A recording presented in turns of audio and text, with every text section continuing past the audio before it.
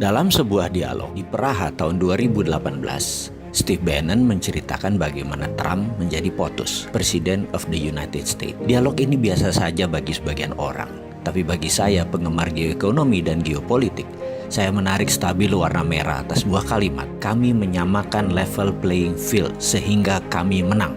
Kalimat inilah yang menjadi dasar analisa saya, sehingga jadi memahami apa yang dimaksud dengan tim Trump untuk kebijakan luar negeri yang akan menguntungkan Amerika. Saya jadi mengenal isi kepalanya Pompeo, mengenal isi kepalanya Bolton atau Shanahan dalam strategi perang dengan Cina. Kesimpulan, Amerika versus Cina saat ini bukan perang dagang, tapi perang ideologi. Menurut pengamat intelijen ekonomi, A.V. Temames yang berdomisili di London, hal inilah yang membuat banyak para analis salah baca, terutama analis ekonomi. Dikira Cina dan Amerika itu perang dagang biasa, perang ekonomi, hanya karena merasa sepertinya Amerika kalah dengan impor Cina yang besar masuk ke Amerika sehingga pasang tarif masuk tinggi agar barang di Cina itu mahal. Negara Amerika untung dari tarif pajak masuknya barang Cina yang ditinggikan, dan juga imbas produk hasil manufaktur di Amerika jadi bisa berjualan karena harga mereka kompetitif itu di dalam Amerika. Kalau tidak diprotek atau dilindungi dengan pajak impor yang tinggi, barang-barang Amerika jadi mahal. Mereka pilihannya adalah lebih baik pilih barang Cina. Begitu sebaliknya, dibalas Cina dengan impor masuk barang Amerika ke Cina dinaikkan. Ternyata bukan itu.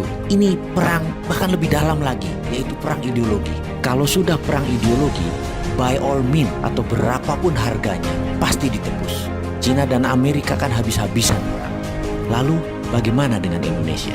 Ada baiknya Indonesia membangun platform sendiri tentang teknologi.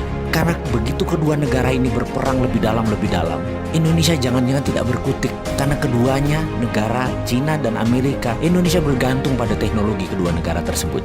Jadi kita meniru apa yang dilakukan Cina 5 tahun terakhir, yaitu membangun swasta dengan perlindungan ketat atau protection. Misalnya, rem-rem itu dilindungi oleh pemerintah Cina. Facebook tidak boleh masuk Cina sampai rem-rem menguasai 80% pasar di Cina. Didi Chuxing, online transportation. Setelah menguasai 80% pasar Cina, Uber baru boleh masuk. Alibaba menguasai 80% pasar Cina, baru Amazon boleh masuk. Baidu menguasai lebih dari 80% pasar Cina, baru Google boleh masuk sebagai search engine. Youku menguasai 80% pasar Cina atau lebih. YouTube baru boleh masuk, dan masuknya pun asing tersebut sampai dibatasi sampai saat ini. Indonesia kalau mau maju, aplikasi anak negeri dilindungi terlebih dahulu. Sekarang perang dagang Cina Amerika sedang memanas. Indonesia ambil kesempatan. Anak bangsa buat fintechnya sendiri, buat Google versi Indonesianya sendiri, buat WeChat versi Indonesia sendiri, buat Facebook versi Indonesia sendiri, dan pastikan semua proyek itu diprotek oleh negara, dilindungi oleh negara. FBI asing masuk diatur, Google asing diatur, sosmed semua diatur yang dari luar negeri, dan produk Indonesia diberi fasilitas penuh kemudahan.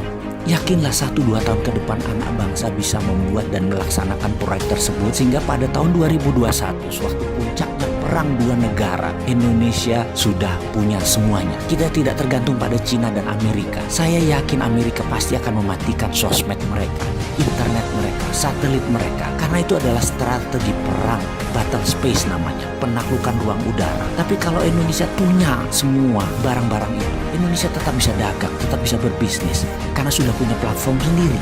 Kita tetap connect. Kemarin, beberapa saat yang lalu, 2 hari sosmed dimatikan secara lokal. Banyak netizen yang muring-muring. Apalagi kalau Cina matikan 5G. Sementara Indonesia sudah pakai 5G di tahun 2021. Atau Amerika mematikan 4G-nya. Bayangkan, kalau mereka matikan itu semua, masa Indonesia jadi bingung. Karena kita terlalu tergantung network asing. Amit-amit jangan sampai itu terjadi. Ada solusinya, yaitu dengan membangun platform digital teknologi yang diprotek oleh negara.